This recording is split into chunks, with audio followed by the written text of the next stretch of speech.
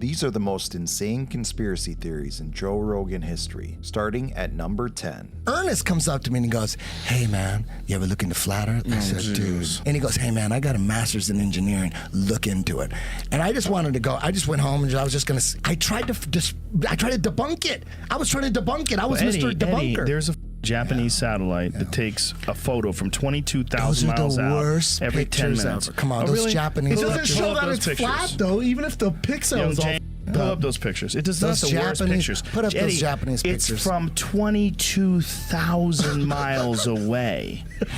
I can't believe you believe those pictures. Do you remember when you had a flip phone? You remember when you had a flip phone, dude, and you had the front-facing cameras were always dog. Always. You know, and the back-facing one was pretty legit. Yeah, that's how it works, man. 22,000 miles away. It's hard to take a good iPhone 7. So have you ever seen a picture of it flat, Hold on. Eddie, no, I didn't say that. I didn't say that. But the crazy thing, I'm not saying it's flat. I'm just saying, damn, when you look into it, I'm saying we don't know what the f*** we're on. But wait a minute, Eddie. That's what I'm saying. We don't know what we're on. This Japanese satellite. Hold on, Eddie. This Japanese satellite that all these hundreds of scientists worked on for like NASA. A decade. They fake moon landings. They shoot it out into the space. They take the moon landings. A picture every 10 minutes, and you can download it from the website. There's CGI composites. So constantly making CGI in some sort of a computer bank somewhere. Yes. Like they do it in NASA. NASA, that's what they do. Why do you think if they have the technology to make CGI that looks that good, why don't they have the technology to shoot a camera into space? Where's the pictures from NASA? How come they don't have any? They don't have that space kind of they don't have the technology? No, they just never did it. They also don't give a about proving it's round. These Japanese pictures, I've seen them. Put them up. They don't have that kind of Show me a real picture. Show me a real picture. Listen, NASA does not have one of those satellites. Fake. Why do you think that's fake? That's fake as. Why does it look fake as fuck? It looks like something you would see in a movie. That's because when they do it in a movie, they try to make it look like this, which is what looks real. If that's real to you, man. Think it's real? They faked 6 moon landings. Stop saying that because it's irrelevant. We're not talking about the same people. It looks fake to me. Eddie, that's 1969. We're talking about 2017. That looks fake. There's some gigantic conspiracy involving the Japanese government where they put up a fake picture of the Earth from 22,000 miles up every 10 minutes. Out of here. Yeah. They found Hitler. He died. Yeah, I mean, not really. We don't know. Right. That's. I mean, this isn't like Ancient Aliens. This is They declassified a bunch of documents. Both the Israelis, the British, and the Germans and Americans in the past 20 years have been consistently declassifying documents. And there were a bunch of specifically FBI documents that we were spending millions and millions of dollars actively searching for Hitler after the war. Really? Yeah, like millions of dollars. Like Hoover was like, no, send more FBI agents to South America, to North Africa, go to the Canary Islands, go to Spain, trying to find out where this guy went. Tons of real FBI documents with real leads, with real informants, some some first eye accounts saying that they physically. So anyways, that's the show. Is us trying to find out, sift through reality and the fiction of the allure, the mystery of that asshole. And is there any photographic evidence of his death or anything? Yeah. So the Russians got the body and they got his skull. And when they brought it back to Moscow, nobody has ever been able to independently verify who and what this body is. They let one genetic test occur, and the body with the bullet holes that they said was Hitler, and have said, and that's the narrative, that's the story, that's all the eyewitness accounts that are even in the vicinity of collaborating with each other and corroborating each other's testimony.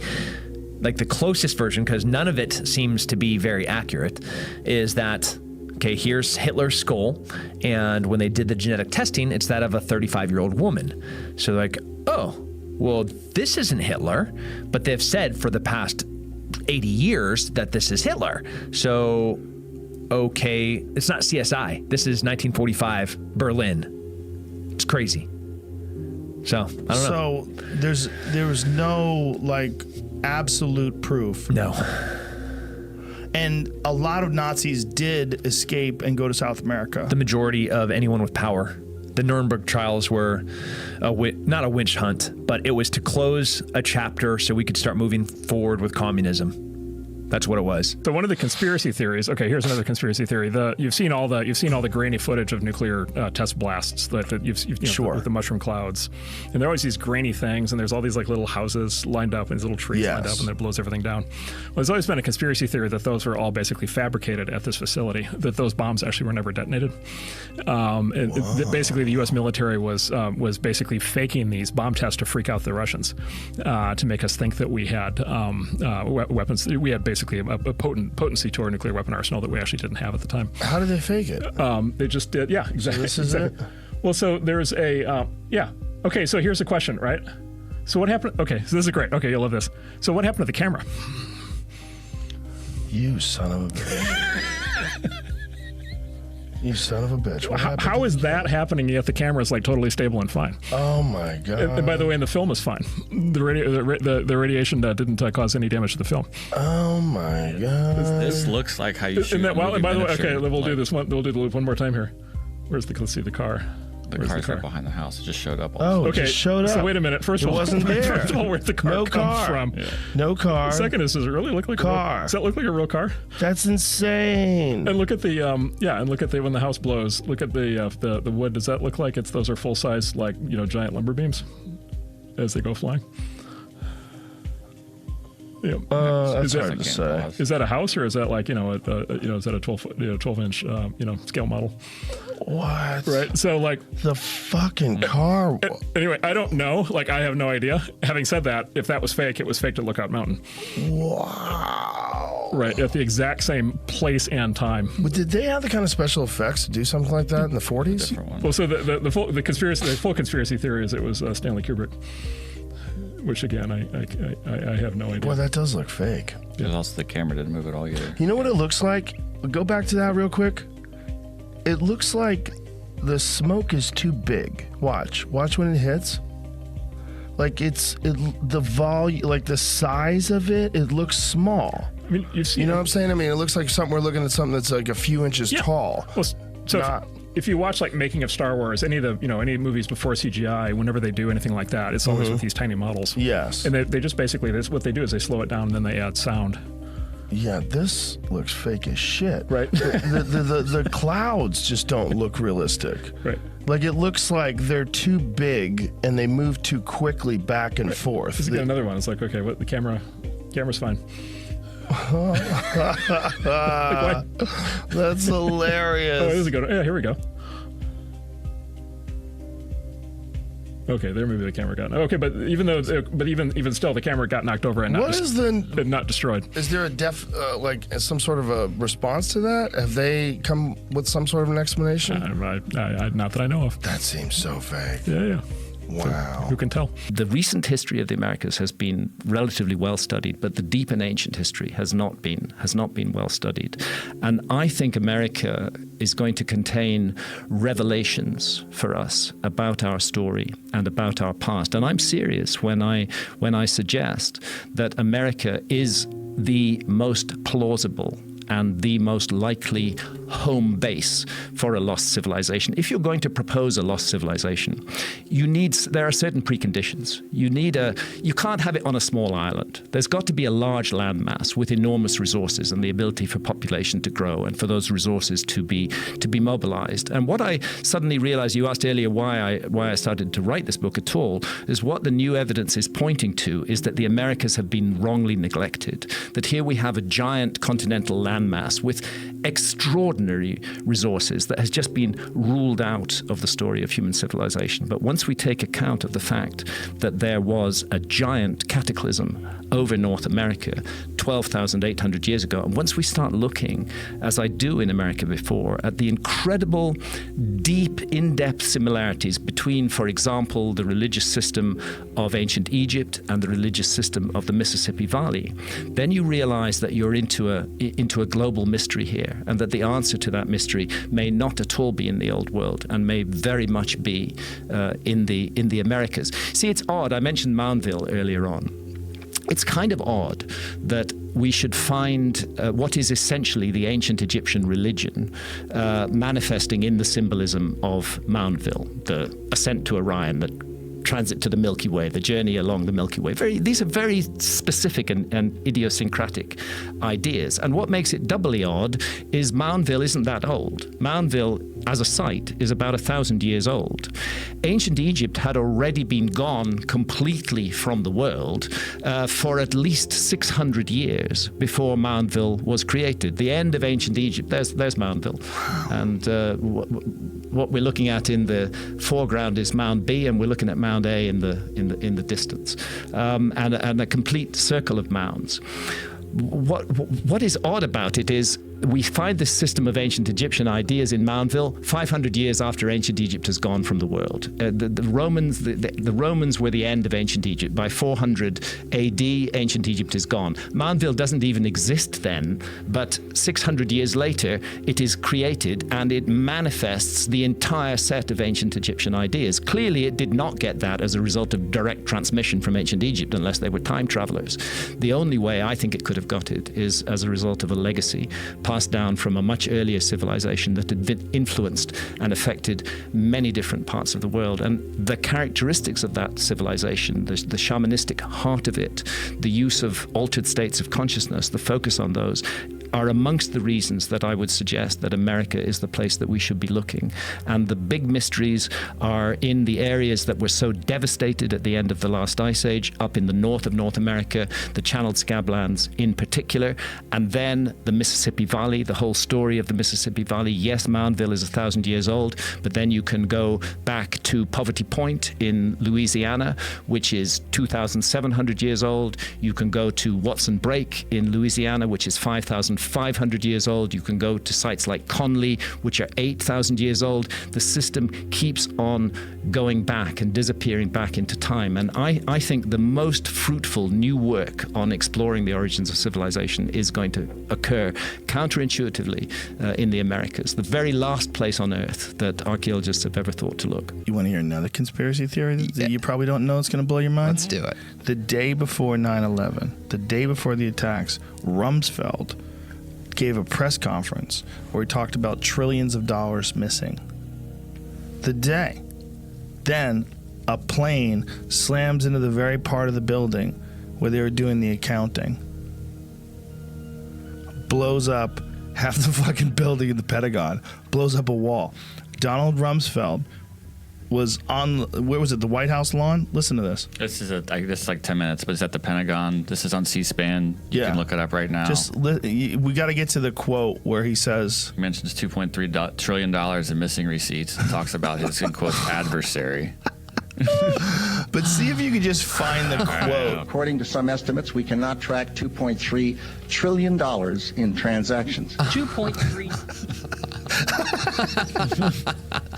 Okay, now, again, somebody told you that literally, like right before 9/11 happened, they said they couldn't track $2.3 trillion. You go, no, that didn't happen. That did not happen, but it did happen. What the fuck? Yeah, so think about what Kennedy said. Yeah. Think about what you saw when you saw that Vice movie where Dick Cheney, who was the CEO of Halliburton, becomes a vice president and gets billions of dollars in no-bid contracts. Now think about what we just saw with Donald Rumsfeld saying they couldn't find $2.3 trillion. I don't know where what. I don't know. It seems like we should have had it. So we'll keep looking. Oh no, the spot where we looked just blew up. Oh my God. Dude, you ever hear about what Ben Franklin was? Okay, that's a different story. But what did he do? You never heard that, like, what he was found in it? They found in his house? No. Like tons of bodies, bro. What? Ben Franklin, they found tons of bodies in his... Ben Franklin was a serial killer? No, he was like doing some weird shit, dude. Bodies. Like experimenting with bodies? Yeah. Is this real? Everything I say. Was Ben Franklin's basement filled with skeletons? Repairs on Franklin's old London house turned up 1,200 pieces of bone from at least 15 people. Holy shit. For nearly 2 decades. By the way, this is from the Smithsonian.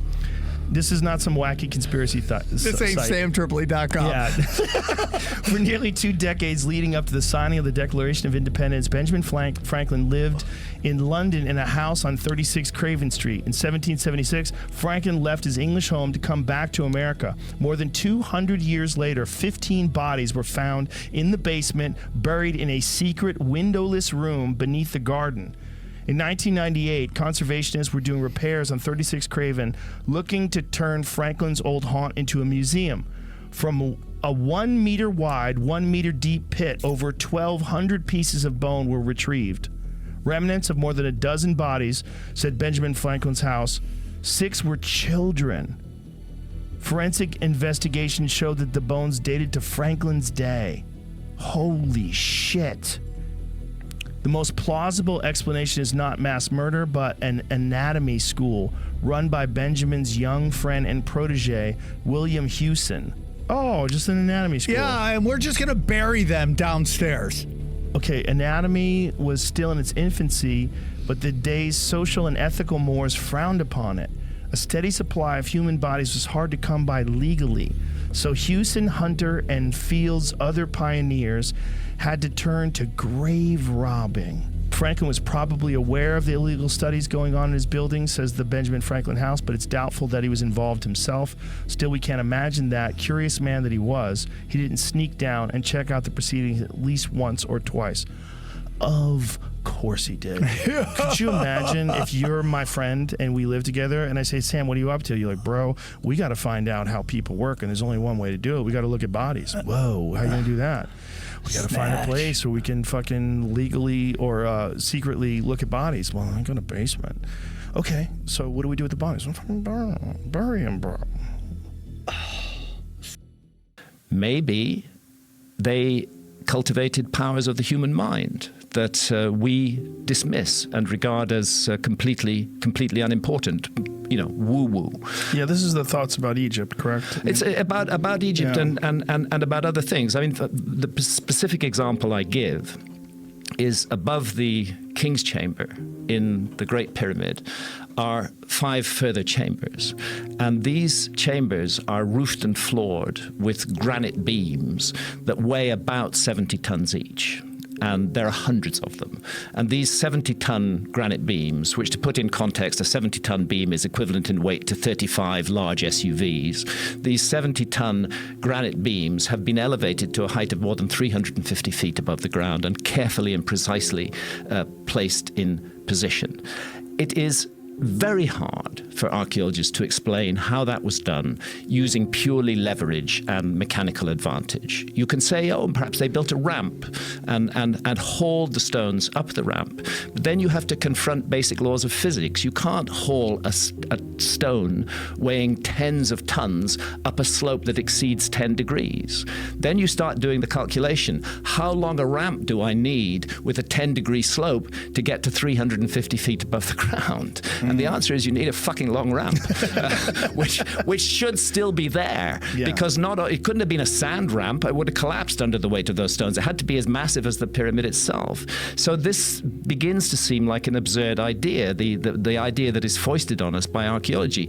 Maybe the idea that they regard as absurd, namely that psychic powers were cultivated by ancient civilizations, that they could use powers of the human mind that we have allowed to lapse. Maybe that idea deserves further consideration. We have gone down a path of leverage and mechanical advantage. We're used to relying on machines, but we hear anecdotal reports of people who have telekinetic powers, who can move things with their minds, of people who have telepathic powers. And our automatic reaction is to just dismiss all of that because science says it's impossible, because science regards consciousness as local to the brain and doesn't see how it can exert itself outside of that. But maybe we should open up to those possibilities, that we're dealing with a very different kind of culture that used techniques that we have allowed to lapse. And maybe we could wake those techniques up again. Maybe the ability of human beings to do almost superhuman things is resident within all of us, but but sleeping. You're still wavering on whether we went to the moon. I'm too dumb and uneducated to really know, but I am wavering more on the possibility that some of the footage was faked. What you're seeing in a lot of those moon videos looks like someone's defying physics. Like they pitch forward and they bounce back up.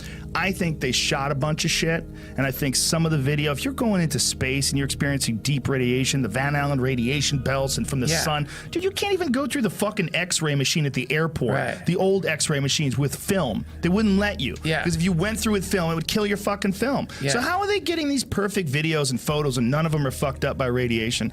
It's entirely possible that they did go to the moon, but they faked a bunch of the film footage because they wanted to have something and they couldn't really bring anything back. It's entirely possible. There's faked footage from the Russians, 100%. There's a precedent.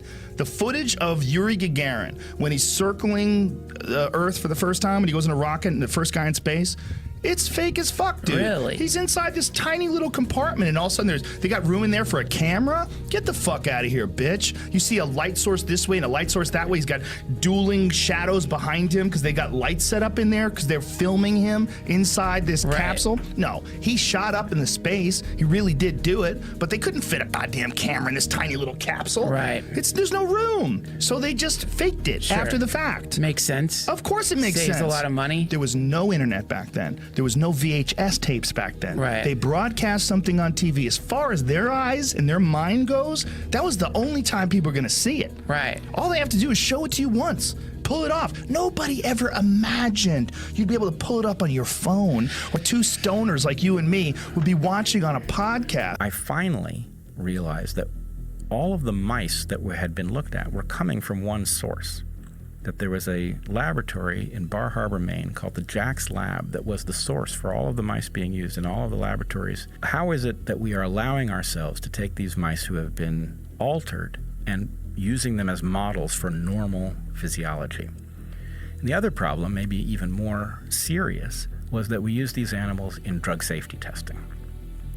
And the way we use them is, if you think about, if you'd come up with a drug that you thought was useful, and you wanted to test whether it was safe to administer it to people, you can't really afford to give people a drug and then wait 40, 50 years to figure out whether you've shortened their lives, right? So at the point that you start testing these things on humans, you're really in the final stage.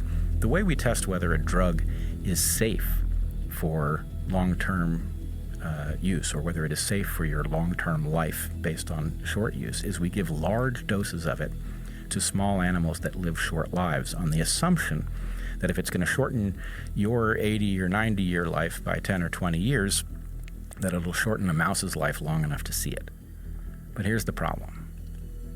If you've altered a mouse in the laboratory environment by favoring the radical elongation of its telomeres, then it has the ability to replace its tissues indefinitely.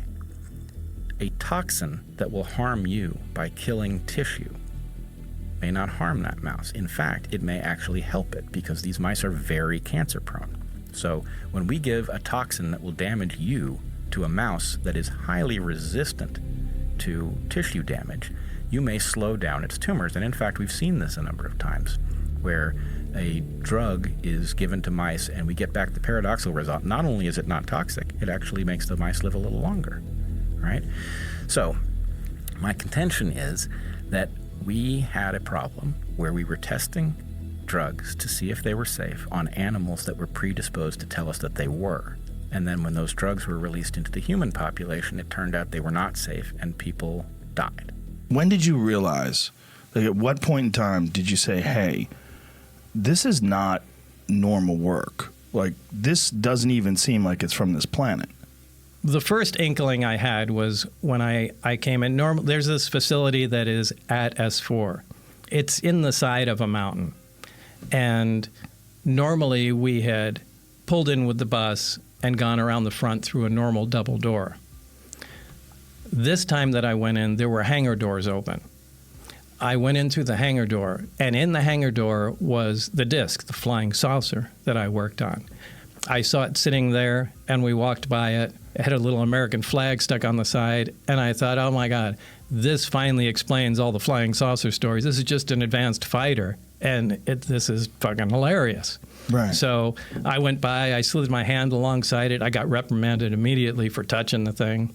And there was a guy, an armed guard, that followed us in and just said, keep your eyes forward and your hands at your side and just walk in the door. So that was the first time I had seen anything that was weird. It was some time later that I was introduced to my my lab partner, Barry. And we had some of the subcomponents of the craft in the lab. And Barry was very anxious to get a new lab partner. So he was very talkative and couldn't wait to show me different things. And it was in the demonstration of the reactor working where it caught my attention to where this is technology that doesn't even exist. So, I mean, that was the first time I knew that this is really something different. What was it? What was it? What was it about this reactor that made you think that it didn't exist? This was a small reactor about the size of a hemisphere, about the size of a basketball, on a metal plate. And when it was running, it produced a gravitational field of its own. Now, this is something that we can't do. We can't produce any gravity. The only way we get gravity is from large quantities of mass. But there's no machine we can have that turns on that makes gravity. Like, you can turn on an electromagnet and it makes a magnetic field. We can't make a gravitational field. Anyway, this device was producing that. And Barry said, almost like he was bragging, go ahead, try and touch the sphere. And I couldn't. It pushed my hands away, just like two like poles of a magnet. So that was... so like when you take two magnets and you try to press them together and they push against each other?